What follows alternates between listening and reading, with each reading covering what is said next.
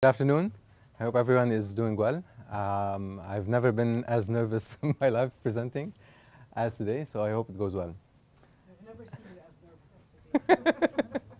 So my topic is NGO Management and Leadership Competency Model. It's a project I'm doing as part of my MHRM Master's Program. My focus was to do a mixed methods research project where I'm trying to identify what are the key competencies for people leading or in managerial positions in NGOs. To give you an idea about what I'm going to present today, we're going to have a background about the topic, a bit about my research objectives, the questions, the research methodology I've followed, key definitions I stuck by, and the literature review findings. And then I'm going to go for the survey findings, an overview about the regression and statistical analysis we've done, focus group findings, and then we're going to wrap up by the suggested training program of how do we actually project those competencies. So to start with, my focus of the study for NGOs is in Lebanon. So I'm not focusing on NGOs globally or the leadership of NGOs around the world, but rather on the case of Lebanon. There's 10,452 kilometers squared. You have 4 million plus citizens, 1.5 million plus refugees, numerous man-made disasters. We have more man-made disasters than pretty much any environmental or natural disaster, and 8,000 plus registered NGOs. Technically, we have something around an NGO for every 500 citizens, if you want to just make a comparison. So the number is actually really large. And this number, 8,000 plus, it might be much more, but the last data I have was from a person from Ministry of Interior who said in late 2014, that was the number of NGOs registered. They said, we have more than 8,000 now. How much more? I'm not sure. It might be just a few hundred more. It might be a few thousand more. That's not true for them. So I have two key research objectives. First is to identify the key competencies needed for individuals in management and leadership positions in NGOs. And the second, how is it, or what's the optimal design of the training program so that we can actually empower those individuals with the needed skills. So taking those competencies and allowing individuals to learn them or to develop skills for that. So the questions are respectively, what competencies should individuals in managerial or leadership roles in NGOs in Lebanon have? And then the second one, what are the best training methods needed to build the aforementioned competencies, taking into consideration the Lebanese context and what works here? So my aim is to find the best methods, not necessarily the full program, but what's the best method, what's the best approach to develop the skills of those individuals. So it started by understanding the situation. I've been involved in NGOs since I was 11, so that's a long year, a lot of years of working in NGOs and volunteering and activism. Some of them were local, some of them were regional, some of them international. I've attended different conferences. So from my understanding of the context of NGOs, I've realized there are certain gaps and there's certain problems in how people lead NGOs. And because in the ways Lebanon is structured and NGOs are structured, I've realized there's no one way fits all. Individuals from all walks of life come together and they decide to start an NGO because they find a need. It might be something related to their own local community, or it might be related to the whole nation. It might be a family association, Jam'iyyat al-X, Jam'iyyat al-Y, or it might be dealing with the garbage or policy making, women's rights, human rights, or just relief work. There's so many different diverse types of NGOs, and the way they start and they work, I realized there's a lot of differences. But there's some common factors that join them. So I was like, okay, that was the starting point that got me excited to see, is there really a silver lining, a kind of a thread across all of them to see if there are any commonalities. So I started by literature review, followed by qualitative analysis using two focus groups. We had two distinct focus groups. I'll talk more about them in a minute. And then the quantitative analysis was more about a survey that I did and distributed into numerous outlets and different people. I'll also cover it in details in a minute, to come up with the analysis of what are the key or the core competencies that are needed. The last would be the design of the program. How should it look like? It's not complete. It's just a starting point where we can take it into further discussion. So let's start with quick definitions. As a starting point, I was like, okay, definitely there should be a definition for what is an NGO. Globally, there's a lot of NGOs, so someone should have nailed the definition properly. So I searched for the UN, for World Bank, for linguistic websites. I searched for around 30 different definitions, and I found 4 or 5 credible sources. And none of them gave a complete or a comprehensive definition that fits what I was looking for in defining an NGO, at least what we see in Lebanon. So what I did is I analyzed those, and I've identified key points or key characteristics that are needed for this study to say, if the organization fulfills those requirements, I will consider it as part of my study an NGO. If it doesn't, then it does not fit in my kind of research. It doesn't mean it's not an NGO, or it might be registered an NGO somewhere. But for the purpose of my study, I kind of was limited with those criteria. If it fits those criteria, it fits my criteria of what is an NGO. So the first point is that it's a legal entity founded by natural or legal persons. Now the reason I focus on having a legal entity, because there's a lot of NGOs that are not registered. So a group of people give themselves a name and they start working. They consider themselves an NGO, but there's no legal structure, there's no bylaws, there's no process, there's nothing binding them together. And the reason I said natural or legal persons, because sometimes NGOs are not started by an individual, but rather by an institution or by a company or by another body. So anybody that kind of initiates or has a legal entity is able to initiate an NGO, but it should be legally binding. It fulfills the first criteria. The next point is not initiated or managed by any government, which goes without saying because it's non-governmental organization. But in a lot of the definitions I've seen from UN and others, they had no mention of government involvement or government initiating it or being a semi-government run organization. Then the third part was it doesn't accept membership of governmental bodies. And I really stress on that part because I wanted to differentiate between development organizations that are formed of governmental representatives like the UN bodies.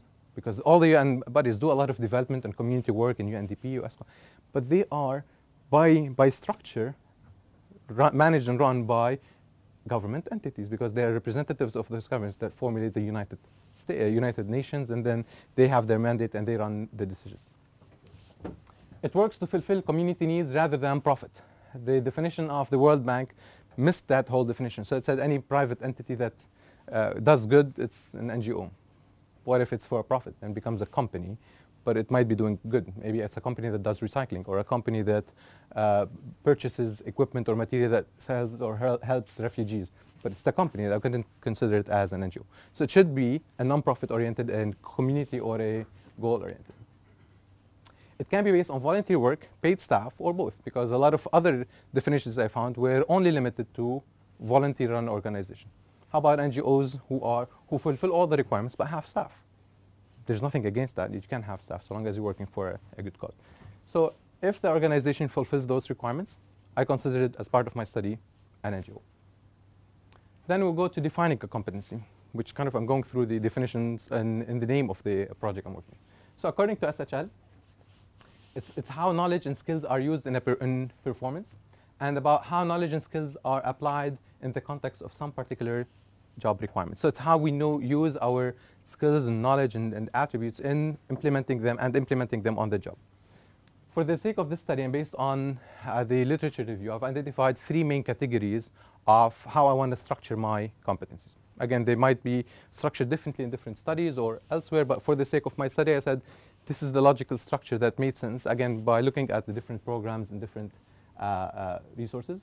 There's technical competencies, things like writing a proposal, moderating a workshop, or things related to the industry-specific knowledge. So if they're in clinical research, NGO, clinical research expertise, or in their environmental expertise.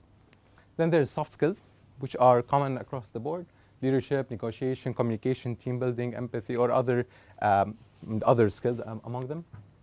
And then I considered all the others that are related to overseeing how the work is being done as strategic and organizational, related to strategic management, systems thinking, project management, and all the non-technical and non-soft skill kind of competencies, all those that are related to how do we run the work, how do we structure our work. I lumped them into the strategic and organization. So let's see, what did I review? I reviewed books, academic journals, international and local training programs, university degrees and diplomas, and through that I've identified that there's a lot of commonalities amongst those, whether it's locally, regionally, or internationally, that actually led to identification of around 40 competencies under those 3 categories that we've identified. So the 40 competencies were the core of my work, and that's how I started doing the analysis according to those competencies that were identified. We'll see them again as part of the research. Then I move into the the quantitative analysis. I'm going to come to the qualitative, that focus groups at the end, because the results there were used to project on other things. So let's start with the quantitative, the survey. I targeted those people in my survey. Now, definitely there were others who were also replying, but that's the main target, and everywhere I can find those people, I was targeting them. So the way I targeted them is by personalized emails, specialized NGO platforms, local and things in the region, mass emails through the Lebanese Development Network, specialized LinkedIn groups, Facebook groups, and I've technically harassed people I know just by phones. Please fill the survey. Please fill the survey. From this work, over a period of 2.5 to 3 weeks, I was able to reach out to around 2,500 individuals. Now again, it's an approximation because in those there's so many different people that I can see who saw it or who was able to reply, and others I didn't. So it's an approximation. It can be plus or minus a certain percentage. I'm not sure about that, but the best to my knowledge, this is the number of people that I was able to reach out to. This is the number of people, 1,300, who actually received or read or opened the email or the message or the group conversation. And the number of people who responded was 113. So originally, when I started running the survey, the first few hours, the results were outstanding. I sent out the survey. In 2 hours, I had 30 results, 50 results. I was like, excellent, it's going to go very well, and I'm going to get a lot of responses. 6 hours later, still the same. 2 days later, plus or minus 5 to 10 people. So I started, again, asking for people to resend it or to reach out more, and getting help from Lebanese Development Network and Dalil Madani and people I know. Please reshare, please tell people, remind them, etc. And then it jumped, and I gave the extension for the survey, so it jumped up till 130. So in terms of percentages, I've targeted 50, I've reached 52 of my target, 52% of my target. Out of those who saw it, it's around 8.7%. From the total I've targeted, it was around 4.5%. So a bit less than 5% from those I targeted responded. But then I've realized, after I did all of that, by a week or so, I've identified that the UN was doing in 3 different institutions, 3 different surveys, market surveys. And so a lot of the NGOs were already receiving 1 and 2 and 3 surveys and long UN surveys. So when my email came in, it went directly to the trash. It's like, okay, no more surveys for this week. But again, it's a timing issue, but we'll see. So I'm going to start telling you a little bit about the demographics of the people that filled the survey so that you have a better idea of who were the people who participated and responded to my call for applications or call for surveys. Those are, the first part is the position in the organization or position they have. I've kind of had them in different categories. Those were checklists, so they can check their position or their role. Managers of NGOs was the biggest. It had 30 respondents, which is around 27%. NGO board members, 28 people, which is around 25%. NGO staff and volunteers, 70 people, which is around 15%. And the least was expert in development. It was an expert in development, just one person who filled that. But then the rest were somewhere between that, environmental engineer, consultants. So it was rather diverse, but the people who actually, the biggest bulk were people in NGOs, board members and coordinators and staff, which makes sense because they're involved in this work and they're interested to know what are those skills. By the way, I told everyone who wants to receive the results to email me. So I've received around 70 emails for people to respond. So I tried to calculate this. Are there 70 people in NGOs? There were more people who actually asked for it than actually who filled it in there. We'll see. The second part is the age group. So I had them in different kind of categories of ages, 18 to 29, 30 to 39, 50 to 69, 40 to 49, and 70 plus. Majority, a big bulk of it at least, is people who are between 18 to 29, 41 people, that's 36%. Between age 30 to 39, that's another 31 people, another 28%, and then 50 to 69. For some reason, the bracket of 40 to 49 was much less than the ones before or after it. Maybe they don't like volunteering so much, or they're busy with their life now more than being involved in NGOs, I'm not sure. So I can say it does make sense because a lot of the people I know and a lot of people I know active in NGOs are in the first 2 categories, the 18 to 39 kind of range. And then I went for the type or the category of NGOs. And here I've categorized them by regional or the geographic impact they have. Either they are at the very small local level, family level, or a village level, like جمعية صور الثقافية. It's just for صور for it. And then it grew to the local level, to an NGO that serves all Lebanon, for example, something like we have ISERV or Lebanese Red Cross. So it serves all Lebanon, it's not just for a specific area. And then we had the regional NGO, which serves a specific region. So it's the MENA Entrepreneur Summit or the Levant Youth for something. So it's a geographic spoke, irrespective whether they are from the same culture or the same background. Some of them were a Euromed kind of association. So all those regional. And then there's the national one, which talks about a specific nation. Things like Mentor Arabia, that covers all the Arab countries. And all the Arabs, whether they are in a country or not, it's targeting Arabs, specifically in the Arab countries, but someone can be from France or from India who's an Arab or from an Arabic origin. They can also apply and benefit from the services of those NGOs. And then there's the international NGO organizations where they kind of targeted everywhere, that's not just limited to a specific area or region or a place. So from those, we've had, majority of it was, the biggest number was local NGOs, 49%, 49, which forms around 43%, which is good for me because, again, my study is about local and things in Lebanon. All of those are organizations in Lebanon, but they might belong to an international one. But I like the fact that there's a big bulk of those that are local. They're covering all of Lebanon. International was the second.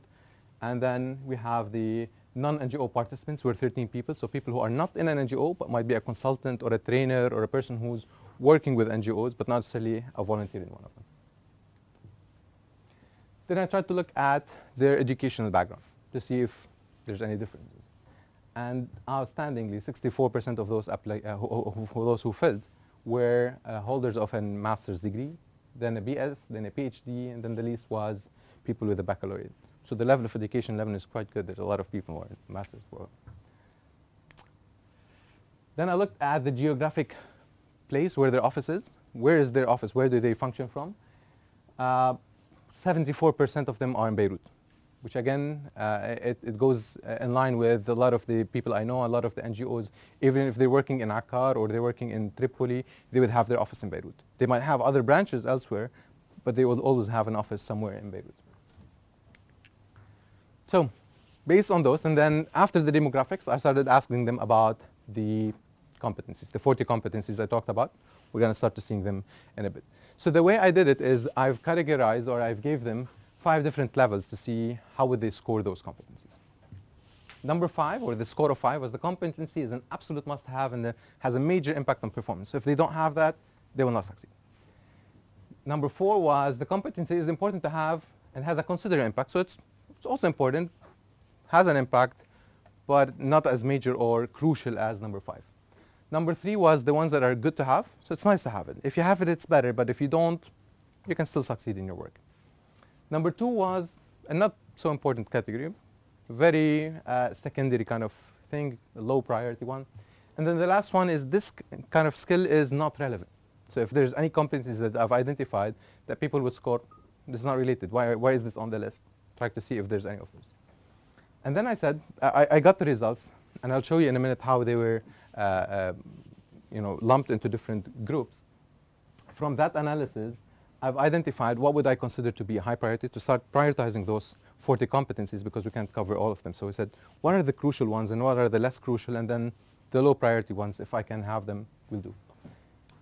And I've identified that for those who scored 4 and above, the way I did it is every competency I gave it an, I kind of summation then averaged out the result to see what's the score over 5 for that specific competency. So if it got a score 4 and above, it means majority, if not all of the people, gave it a very high score. It's crucial to have, it's a must have, it has a major impact on their work. For the others who were somewhere between 3.5 to 4, it means some people believe it's important, others scored it quite lower than that to become good to have. It's not a must, it's a good to have one, which means somewhere I can consider it a medium priority one. And then everything less than that means a lot of people felt it's either irrelevant, it's nice to have, but it's not a major, it doesn't have a major impact on the work. So I'm going to start with the technical competencies. I used a radar map to kind of to see how they're located. And then I used the kind of the prioritization scheme I've used before, and then here's how I highlighted them. The first 4 here, languages, using or writing emails, moderating meetings, and proposal writing scored above 4. And then at this point, you can see a sharp drop from somewhere between 4.2 and 4.9 to 3.76. So it went much lower. And that's where the medium priority competencies, industry-specific knowledge, talking on the media and outlets, and reaching out to the community, using collaboration or teamwork software, and social media management. And then another drop to below 3.5 or below, which was software, using online calendars, accounting and bookkeeping, writing press releases. So this was for the technical competencies. I tried to replicate the same thing on other competencies. But then I realized here in the survey for the parts related to organization strategic competencies, if I consider only those that are higher than 3.5 to be medium, right? All of those are medium because they're all above 3.5. And everything here is 3.5, and then I have only 3 who are high priority. So I pushed it a little bit harder to make it to make a better categorization, because if I keep it at 4 and 3.5, there's a whole category of low priority competencies will be lost. I will not have any low priority competencies. Everything would be high priority. So I pushed them a little bit, based again on how the graph was leaking and the scores we received. I said everything higher than 4.2 was higher priority. Anything between 3.8 and 4.2, so I kind of skewed it 0.3 point above, was a medium priority, and anything less than 3.8 was low priority. And so we've identified project planning and management was number 1, strategic planning, then stakeholder management. The medium priority ones were community engagement, budgeting, partnership building, operations, and HR. And the low priority ones, risk management, systems thinking, and legal management. I was upset about this one. It's at the verge of medium to low priority with people in NGOs. But then it goes a lot with the thinking of NGOs. There's a lot of volunteers coming in, and there's a lot of volatile type of staff, because they come in for a project and then they leave. There's not a sense of let's retain them and develop people and grow people. It's a hit-and-run approach in most of the NGOs. So I was like, okay, they don't yet understand how to capture and engage and keep the people to grow with us. Then we did this for the soft competencies. And then if I said only above 4 is high priority, you'd realize all of them are above 4. So I had to even tighten the grades a little bit more. Anything above 4.5 to be important. Anything between 4.25 and 4.5 was medium, and then anything less than 4.25 was low priority. But overall, this shows that people valued soft skills the most. It got the highest scores. So soft skills as a category by itself was the highest importance, so showed the biggest interest amongst the people who filled the survey. And then organizational, and then technical. Technical was somehow the least preferred or the least interested they feel in. So according to this categorization, team management, communication, problem solving, leadership, and decision making were above 4.5. Then we had analytical, negotiations, taking initiative, self-management, conflict resolution, and time management, the medium, and then the rest were low priority according to the survey. So as a summary of that, here's what we found. Technical competencies, those are the top 4. Knowing languages, because a lot of the work requires interacting with international donors and other parties. So a lot of NGOs find it difficult if they don't have English speakers or French speakers, so they'd have difficulty to communicate with the donors and other groups. Using writing emails, because a lot of the work depends on online communication, specifically between different offices and the donor. Moderating and running meetings, because this is what we do 90% of our time in NGOs. We meet to discuss, we meet to plan, we meet to agree, and then we meet to say what we just said last time. And then proposal writing to secure the funding to do our work. Then we move to strategic planning, knowing where you're heading in the organization, managing your projects, and being able to manage the stakeholders and work with the different stakeholders, whether it's the beneficiaries, the local authorities, the donors, the members, the volunteers, all of those. It was one of the top priorities. And then in terms of soft skills, working in teams, communication, leadership, problem solving, and decision making. Again, it makes sense because a lot of it is firefighting and working with NGOs. A lot of the times we're there to work on a relief issue or on a crisis mode or whatever it is. So tension is high, and a lot of people need to be able to communicate properly, manage their team in a way that they don't fall apart under pressure, and they're able to make decisions on the spot and make sound decisions as they move forward. They don't have a long period to plan for it. It's a short period. There's a lot of stress, and they have to be able to do it quickly. So these are the findings of the survey. And then I took it to the next step, and I said, OK, based on also the focus groups I did and all the coding templates and the analysis of them, what actually matches between both of them? So first, before that, I did the regression on an overview of the regression and statistical analysis.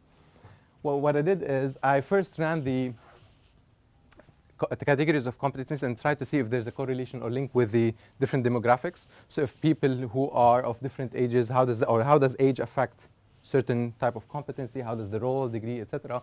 And I found the following. Age and technical competencies are negatively correlated. So the higher degree or the higher age category people were in, the lower they scored the values for technical competencies, perhaps because they've had the experience, they've seen it before. They said, OK, this is not a priority for me. I'd score it lower. Then organization and strategic skills or competencies, the role differed. And here the role, there's no grade for the role. It's either within NGOs or external to NGOs. And the people who are inside NGOs scored this lower than people who are outside. People who are from outside NGOs said, NGO people need more strategic planning and organization skills and whatnot. People who are in NGOs said, no, we're doing fine. This is not important, but it's, as we move up, or we're more involved in the NGO, it's a lower kind of grade for us. And the degrees they have, the higher the degree, the lower they scored on the organizations and strategic skills. And last but not least, soft skills, same thing. People who are outside NGOs said NGO people need more soft skills. They need to be able to lead better. They need to communicate better. They need to be involved more. People who are within NGOs, they said, no, we're doing fine. It's important, but people who are from outside the NGOs, so the people from NGOs, they need more to develop that skills than internally. I just give the formulas for reference. And then we move to focus groups. As I said, I did 2 different focus groups. One for internal stakeholders, so people from NGOs, board members and volunteers and staff members of NGOs. And then the second one was people mostly from outside NGOs, so advisors, consultants, people from donor sides or partner organizations. They happened at the Continuing Education Center. It took for around each one, 6 people came, took around 1.5 hours. And then I took those results and said, what are the things they all agreed on? And the main table is the same one as the one we did in the survey. And then I highlighted in green the competencies that both focus groups found crucial and important. So amongst those, strategic planning, team management, communication, leadership was agreed on across the board. In all focus groups, they said, these are important. We need this. We need to develop those. Whether internal or external, whether they are fresh, volunteer staff, everyone said these are crucial. So I think those go up on the top of the list of what's the priority for people in NGOs. Yeah. We can go back. Yeah. And so the green are the highlighted priorities. The other ones were? No, so all of those were the high priority from the survey. So the survey. Okay. And then on top of them, the higher priority of double higher priority. All right. But through the focus group, we've also identified things that were not as is mentioned in the survey or another thing. And there were other valid attributes. Some of them are a competence, some of them are not an actual competency, like transparency or accountability, networking, funding skills. So I found all those that were agreed on and mentioned multiple times in the focus groups. I put them as a unit by themselves and said, okay, these are things that were not according among the 40 competencies identified. They were not identified in the literature review, but people in the focus groups valued them and said, these are things we are thinking about. And so I put them under the category of other valued attributes. And then when I was asking them about how do they prefer to get to develop their skills or to take those skills and develop them in a training program, found 4 main categories of points that everyone mentioned. It should be through interactive learning, preferably to have some part of on-the-job learning. A lot of people mentioned coaching and mentoring as an important way of developing those skills. And the last one is self-directed learning. And I was surprised because a lot of the younger generations were saying, we prefer none of the above, only we want self-directed learning. Give me a book, give me a presentation, give me a video, a webinar, a MOOC, and I'll figure it out. I'll learn it because I'm busy, I don't have the time. I might not be able to attend the training or it's not within my budget. But if I have the knowledge somewhere, I'll go for it. I'll learn it as on my own time, do my assignments on my own time, it's more flexible for me, so there's a big preference there than people. Whereas the more senior participants really focus on the job training, want to see them sit there, do it ourselves to be able to learn it, and interactive learning. So even if it's a workshop, they really need to do it themselves and feel the activity or the exercise or the deliverables they want to work on. So as a result of all of those and the analysis I've done with the literature review, here are four main points of how do I think the program can be designed. Trainer-led experiential learning workshops, things like 3 days per month, 8 hours per day, interactive exercises and workshops, something similar to the MHRM program we've been going through. And also similar to a lot of the programs we've seen in the Continuing Education Center, where adult learning principles are involved and people go through exercises and workshops. Second was having guest speakers and panels for people to come in and to kind of shed or share their experience, mentor participants at some points, or to connect with individuals who are experienced in those fields. Third, a mentorship and coaching line or opportunity to match people who are new in NGO or are volunteer or starting their own NGO with people who are more experienced, who have been through this hustle of registration and following up and growth, so that they can really have a sharing of that experience. And the last one is self-directed learning. MOOCs was the #1 preferred locally, and through the literature review, we've seen it as a growing trend across multiple countries. Webinars, and then books and articles as the least preferred approach of all those. The topics, I tried to put them into 7 different kind of courses or programs or modules. Those topics are the ones that were prioritized on the top. I said leadership, problem solving, decision making, because there's a lot of relation between them, team and stakeholder management, because a lot of it is interacting with people, project planning and management, proposal writing, and NGO communication. Now, under NGO communication, there's moderating meetings, sending emails, languages, and all the different aspects related to communicating with others. Thank you.